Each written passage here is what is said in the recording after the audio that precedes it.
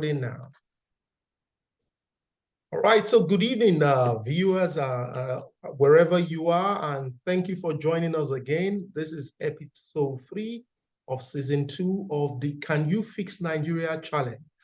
And tonight I have with me Dr. Saviour Ufot.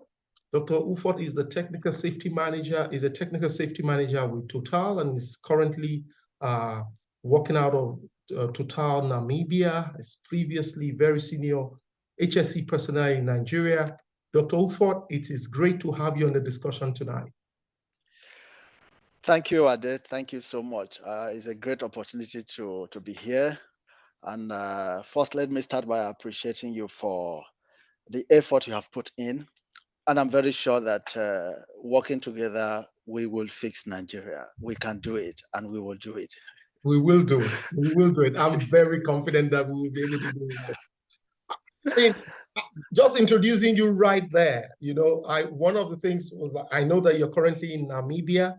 My first question to you tonight actually is going to be, how impressed are you when you see so many Nigerians working as safety professionals around the world? You and I have worked around the world. We see Nigerians who are safety personnel in Korea, in the UK, in the Middle East, in Namibia, in Mozambique. How impressed are you with that? Ade, that question is quite exciting. I can tell you it is a demonstration of the Nigerian spirit in us. I get so excited whenever I get calls from my senior and junior colleagues working in different parts of the world. I feel so excited. It goes to show that the oil and gas business in Nigeria is not just about making money. We have been able to develop the human capital, and I'm very, very proud of that. I've seen a lot of guys that have passed through me over the years, and they are doing quite well in Qatar, in Saudi Arabia, in South Korea, you can name it. In Angola, in Uganda, and now we have some of our guys moving over to Tanzania. So it is motivating, and it is one of the things I keep saying. We shouldn't focus only on the negatives. We should look at the positive. And we can only see the positives if there are informations that are properly being disseminated. Because, lack of information seems to put us in a kind of a cocoon that we will not know the good things that are happening around us. We will not know the good things that Nigerians are doing.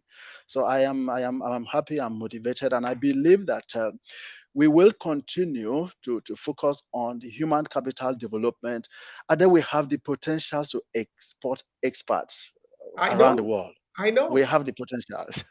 I know we take our population as a stepping stone. We have what it takes to export human capitals, and we are doing just that.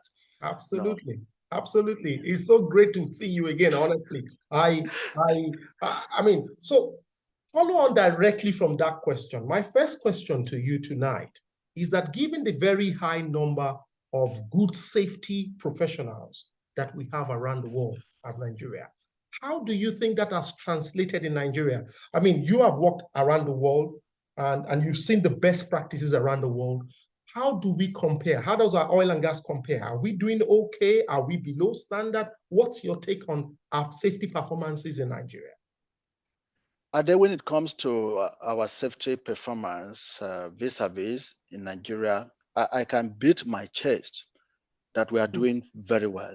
We are doing very well because we have seen the investment of the IOCs when it comes to safety management. Safety is not just something to play about with. It is a core value. We see the resilience of the IOCs, and then we can also see the commitment with respect to having the oil producers trade section in Nigeria, where you have all the IOCs, the big boys, coming together to discuss about safety, to talk about safety, and it is something to be proud of. But then the other thing is we don't necessarily have to look at statistics, because the safety statistics could be a bit deceiving, because if you focus on statistics, there could be some element of either underreporting, which has to do with awareness, So Okay. we shouldn't really look at statistics. Those statistics helps us to plan. It helps us to make projections. It helps us to put systems in place to be able to look at areas we can improve on our performances. But the bottom line is, how do we look at the human factor in safety management, which is where we are currently are. We are looking at the human factor. And looking at the human factor, we begin to look at technological risk assessment, which is an element that tends to focus on the integrity of our facilities, not just keeping somebody safe, but ensuring that, yes, personnel are not only safe, but the facility is protected, the environment is protected. So we look at technological risk assessment, and I want to believe that this is an area that we need to explore. Safety-wise, I can say that yes, we are doing quite well with respect to the IOCs, but we need to look at how do we move into, because I think you look at, we are bringing in local participation in the oil and gas sector.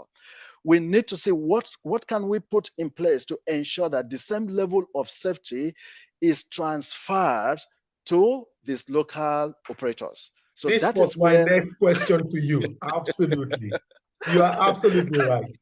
You know, this is my next question to you actually, because my worry is that we've consistently had good safety records with the IOCs and probably even with NMPC as the NOC. yeah. But now we're going to the marginal fields. We're going to the smaller operators. How can we transmit that? And I ask that with respect to a few questions, a few incidences that has happened. I'm sure you are aware of the incident that we had on FSO Trinity recently. I think earlier this year. We've had a number of incidents with pipeline safety and, tanker explosions and things like that. How can we take this culture that you and the rest of the safety professionals have created in the IOCs and all the expertise that we have across the industry and help us to put this with our new operators, the new small margin operators who are coming up? How can we do this? Are they the incident you just mentioned? It was a sad one, and our hearts goes out to the families of the victims. But then, when there is an incident, we need to look at what are the learning points. Okay. You and I will agree that the Palpa Alpha incident brought about the safety case, which Correct. today has become a standard. Absolutely. And then we look at the Deepwater Horizon, which led to technological development in the use of a capping stack in preventing blowout. So when we have an incident like this, there should be a board of inquiry to do a thorough investigation. And we should look at the report, not just to fulfill our righteousness, but with a view to actually looking at key recommendations and ensuring that these recommendations are followed up to the latter. Implemented. Now, to your question, how do we empower the local operators? I say this with so much respect to the Nigerian Content Development and Monitoring Board. It is a board that has put in so much. Thanks to the leadership of the board, there is so much focus in ensuring local participation in the oil and gas sectors, be it at the operational level, at the construction level. They are doing quite well. But what I want to see, I want to see a deliberate effort at creating a division that will handle occupational health and safety, not just in terms of monitoring, but in terms of ensuring that there is a high level of awareness created amongst the local operators. We need to support the local operators. We need to allow the local operators to see that, yes, apart from going into the business, you have to go into the business with that safety consciousness. So a lot of work has to be done, and I'm very, very sure that if the NCDMB can take that upon itself to create a division that handles safety implementation and awareness, I bet you we will be able to bring the local operations up to speed. That is my opinion, and that is one of the recommendations I really want to make. You make. Oh, okay. So thank you very much for that. I actually agree with you completely. I agree with you with what we've done with the NCDMB. I mean, it's been a fantastic work that we have done so far.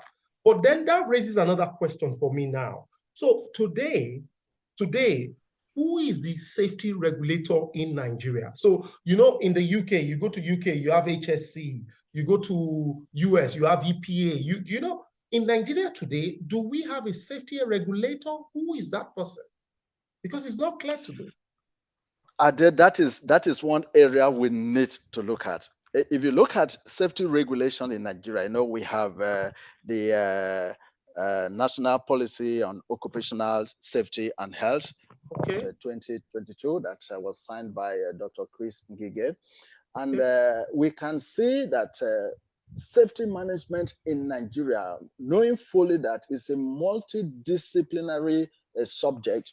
So in Nigeria, we have the National Industrial Safety Council, which of Okay. course is part of the Nigerian Minister of Labor, that tends to oversee safety. But then, Ade, what I want to see, you spoke about the UK. UK will have the Health and Safety Executive, Exactly. which has full authority when it comes to safety management and implementation. And Absolutely. I want to see us having a body that is not subject to ministerial control, a body that is independent, you know, and that is where I want to speak my mind. And then we have trained safety professionals who are retired but not tired. We need to bring these people on board. You know, safety is not just about policing. We have gone beyond that level. We need to have people who have experience in safety administration, who can come into your facility, who have a good knowledge of your facility. Their coming in is not to find fault, but to see areas they can support, they can provide solutions. That is what we want to see. So we want to see an independent body that can administer safety in Nigeria. If you look at the National Policy on Occupational Safety and Health, you can see that there is a recognition for the Lagos State Safety Commission, which I am very passionate about. Yes, you know, that is the only commission at the state level that is recognized. The question is are we seeing it as a revenue generation business? Okay. Or we are seeing it as something that we want to lay emphasis on ensuring that the people are served, lives are protected, the work environment is safe, the facilities are being properly managed? That is the area we need to look at. We need to look at. Kudos to the state for doing that, but we need to move a step further. I want to see a national body that administers safety, an independent body that is not subject to ministerial control. Just like the health and safety executive. And that brings us back to managing safety at the local level. You know, we were in Korea, and in 2015, I remember, we formed a joint committee that brought up Korean shipyard safety standardization project, whereby all the shipyards in Korea were brought together, and we sat together and looked at safety implementation, looking at general safety, looking at work at height, confined space, and we came up with a program whereby if you happen to work in Samsung Heavy Industry Yard, you will go through some basic training that will enable you to work with any of the yards without any form of encumbrances in Korea. I want to see that. Yes. So I want to see that. In fact, I remember in one of my meetings when I came back, I mentioned that, and I said, look, we need to look at that. I want to see where the IOCs will come in, identified with the local operators within the Nigerian environment, and then we come up with a standardization of safety policies and programs that will go across the board. We should be able to have like a safety passport that if I happen to work for Total Energies, even as a contracted personnel, I can move to ExxonMobil facility, knowing fully that we have a common definition of what safety is all about. Across that the is industry. What I want to say. Across the industry. I see what you mean. I see what you mean. Thank you very much. I agree with you totally on that. That makes a lot of sense. And we know that some countries already have those around the world. Yes. A lot of countries have. It's not rocket science. No We rocket have what it science. takes. We have the brains, we have the personnel. You see, all it takes is for us to be able to sit together and say, this is the way to go. And of course, we need that leadership. We need that leadership. And this is where I want to challenge the IOCs. The IOCs should be able to provide that leadership, honestly speaking, and they can do it. I see.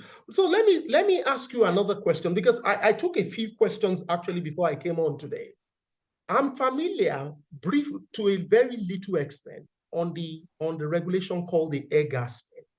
You know, I dealt with it briefly, very briefly. It is a Nigerian air gas ban. But my biggest problem, I have to tell you what my biggest problem with it is. I think it's too convoluted. Even those of us who work in the industry. I don't want to preempt you. It is voluminous. I know. You know, so my question to you typically, is, how can we simplify this so that it can bring benefit? There are obvious benefits in it, but how can we simplify that so that it can benefit the entire industry? I don't think a lot of people understand what air gas ban is for and how to apply it. Can you help us by expatiating on this?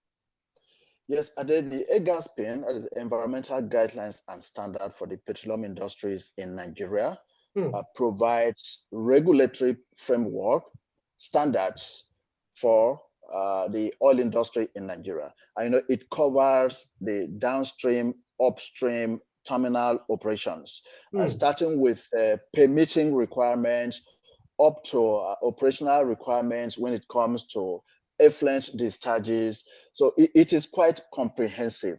And Ade, I agree with you, because if you pick a gas pin, you get scared because of the volume. Yes. Definitely. And you know, it's a typical of any procedure. Any procedure that is voluminous, I tell you, it will end up in the shelf. And I have been with the IOCs, and what the IOCs have done is to pick a copy of the gas pin, look at each of the chapters that are applicable to our operations, and make an extract of these areas, create awareness, and allow people to get familiar with it. I want to suggest that we can actually separate the different parts of a gas pin. Okay. The one that has to do with terminal operations, we can separate it. When we separate it, yes, we can allow for a seamless implementation. Because if I take the gas pin as it were, and I drop it on the table, and I ask my personnel to look at it, the first thing will be, they'll be taken aback, because you have to begin to, open and look at what are the relevant areas that pertains to my operations. Absolutely. So I want to suggest that we need to pick a gas pin, separate it, look at the different parts, and allow the different operators to pick the parts that are very, very much in tandem with their operations. And then we need to also simplify it by coming up with a very simple, implementable Excel sheet that highlights the different parameters that are required for each of the operational facilities. With this, they will make it to be user-friendly. Yes. Thank you very much for that. For me, that's my problem with it. It's not user-friendly, and because it's not user-friendly, people are just simply ignoring it. And and this is the worry. But let me ask you the next question that follows from that, because like you explained to us, there's a very big part of that is related to the environmental side. And I think that if there's anything that the normal people on the street look at us from the energy sector at, it is the environmental side of things. If you look at it, we have a fairly high level of spillage in Nigeria. Flaring is still ongoing. We have huge flares. I mean, I remember sometimes I'm driving, from towards the Port Harcourt refinery. We're still having open pit flares in Nigeria, which people are not doing anywhere else in the world. We have soot and pollutants and all of these things, how can we as an industry make this better? How can we address this issue of pollution, flare outs, and things like that? Any suggestions on how to improve on this area? I think you can see that the IOCs have taken up that responsibilities, and you can see in many of the IOCs, there are policies on no flare. Yeah. And of course, you can see you are familiar with our Egina FPSO, which is a Absolutely. no flare No flare FPSO. And, facility. that is one big commitment that we need to appreciate the IOCs. But beyond that, I think we need to create awareness. We Hmm. need to create awareness. You remember the Port Harcourt suit? Hmm. Yes. We need to allow the people to take responsibility. How do I protect the environment? The environment is the only thing we can claim ownership. Yes. That is what belongs to us. And there is no way you can say you want to pollute the environment in my state, in Akwa Ibom state, without polluting the environment in other states. The environment has no boundary. He has no So boundary. we need to create awareness. We need to allow people to take responsibility. You know, the idea of sabotage and the local refinery, as it were, we should try to discourage it. We should create an avenue. Remember, there was the issue of the modular refinery Yes. that was being put on the table. And then Yes. I'm a bit disappointed that up till this very moment, we have not seen the implementation of that initiative. It Hmm. was a welcome initiative that we will allow the locals to take advantage of it. This is an area that we need government to be passionate about.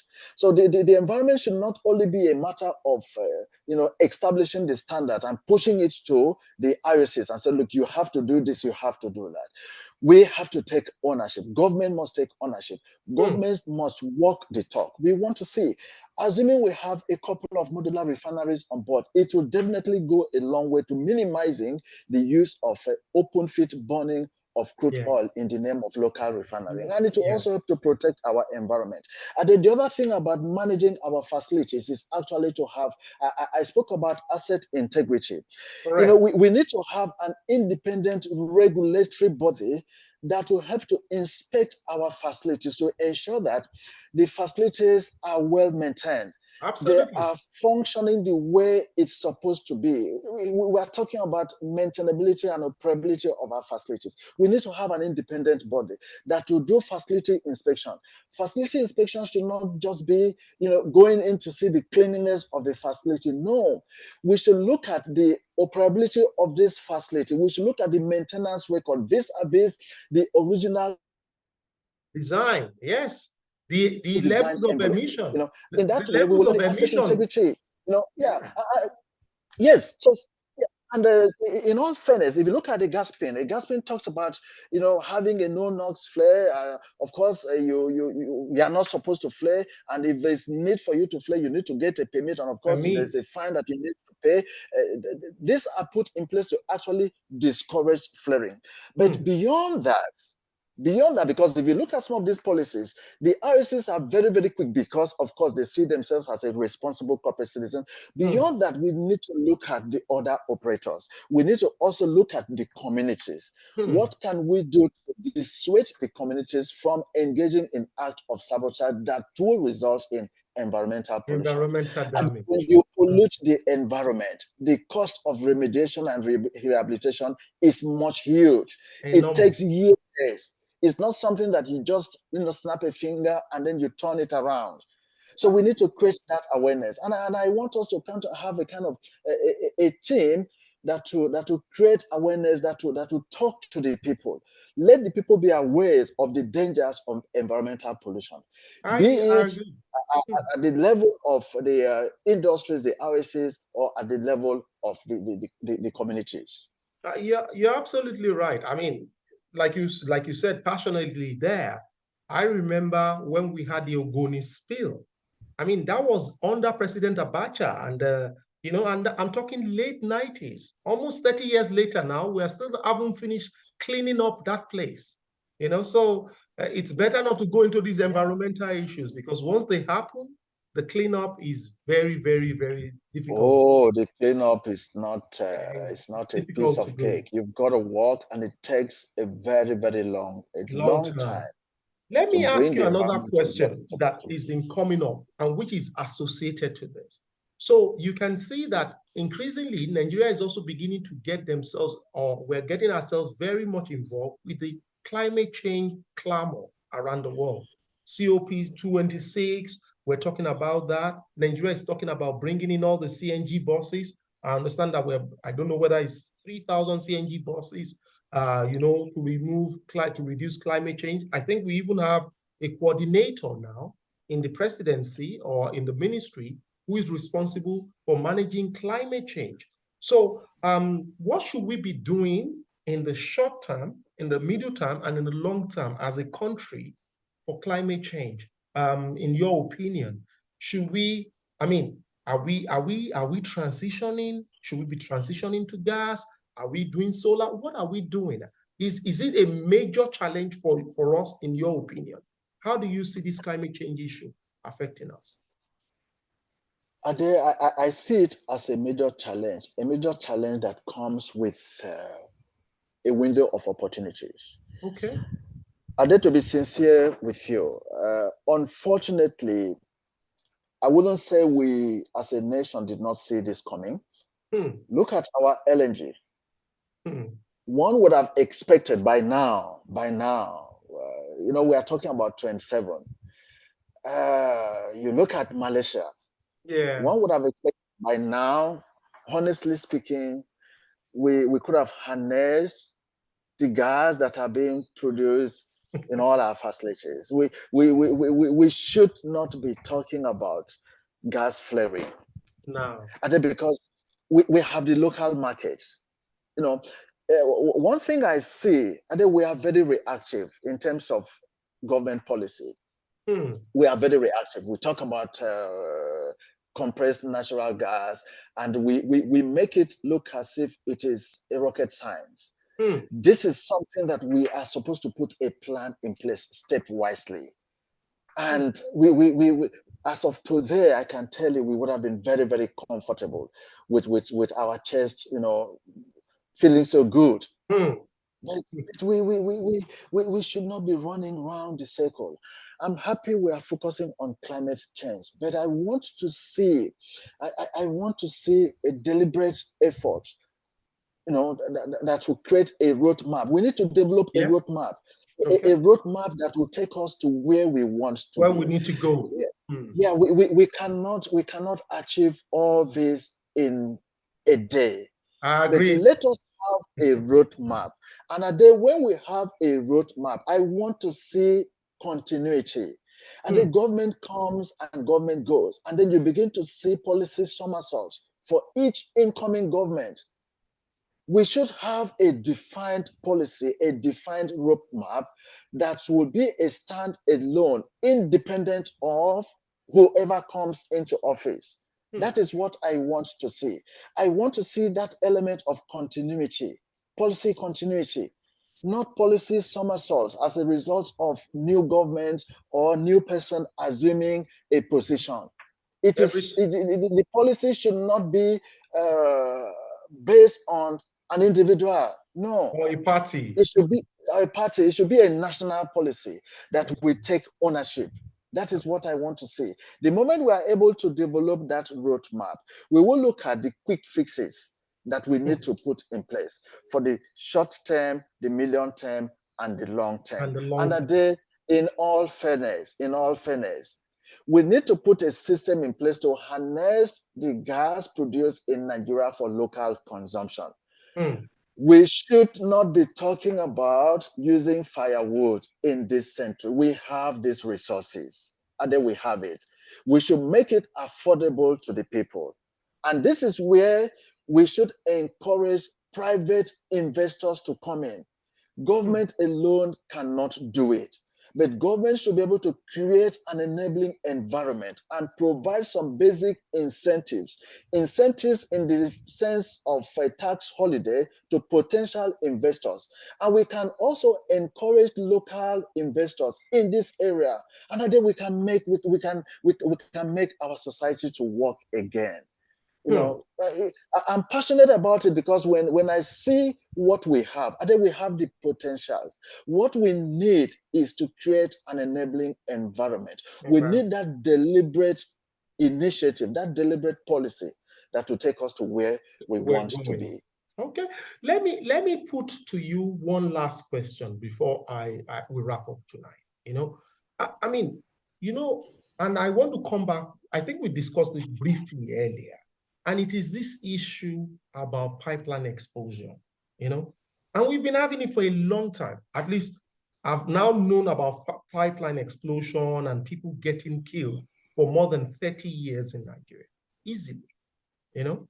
So my question is, what can we do to fix this problem? I know there's a bit of a cultural issue, there's a bit of a greed issue, but is there anything that we can do? Because for me, it's not only that we lose the product, we lose the people, because there was an incident where we lost over 300 people Yeah. about 20 years ago in a pipeline explosion.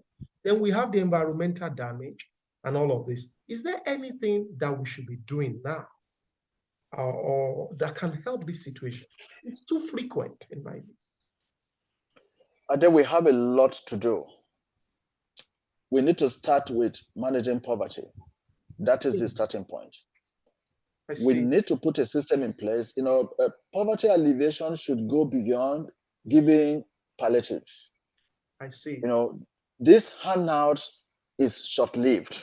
Yeah. Hmm. No. So we should look at engaging the people, creating opportunities that will bring some distractions, in quotes. Hmm. I will cite a typical example. Remember when we did the Egina FPSO integration in Ladol? Correct. Ladol created opportunity through the Egina FPSO for over 2,000 Nigerians. Every day. These gentlemen and women were working. And that was a positive distraction. Correct. Because we brought these guys from the nooks and crannies of Nigerians, and then we put them there. Correct. They were working in different shifts, morning, afternoon, and night shift. Absolutely. Now tell me, was there any opportunity for these guys to go back and begin to think of pipeline vandalization? Oh, no. Apart from the fact that they made some money to be able to take care of themselves, they were occupied.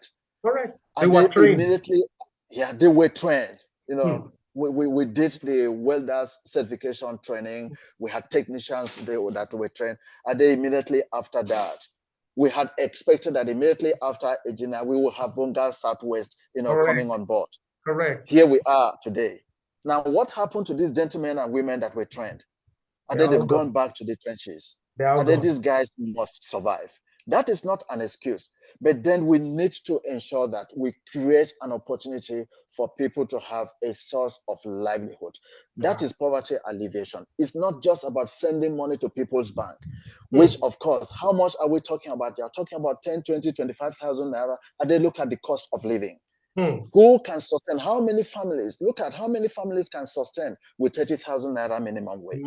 So we need to look at the deliberate effort at creating opportunities that will help the people to alleviate poverty. The moment we do that, and then we move to the next step, and then you cannot be thinking of enforcing laws and regulations when you have not created an opportunity for the people to be engaged. You understand? So we need to start from the basics. Let's create that opportunities. Once the opportunities have been created, and then we can look at, we have laws. These laws should be implemented. I see. Doc, there is I thank you. You cannot tell a child who is The looking thing I after always bread. love about us doing these Nigerian discussions is once we talk about Nigeria, we have so much passion. There's always so much to talk about. But definitely, I need to take a wrap up today. So thank you again for speaking to us today. It's so appreciated. You've talked to us about the air gas spin. You've talked to us today about environmental control, spillage, how to do training, safety cases. You talked to us about how the new operators who are non-IOC or NOCs, how we should be able to integrate them into the system. I hope that people are listening. I'm hoping that in the future, we will invite you to join us again for this discussion. Thank you so much for your time tonight, Dr. Ufot. Ade, thank you. Thank you for this great opportunity. I look forward to more engagement. And I tell you, I am committed to ensuring that Nigeria is lifted. And I'll do my best in my little way to ensure that is achieved. Thank you. appreciate that. We appreciate that. Thank you very much, sir. Thank you, Ade. Bye-bye. Bye.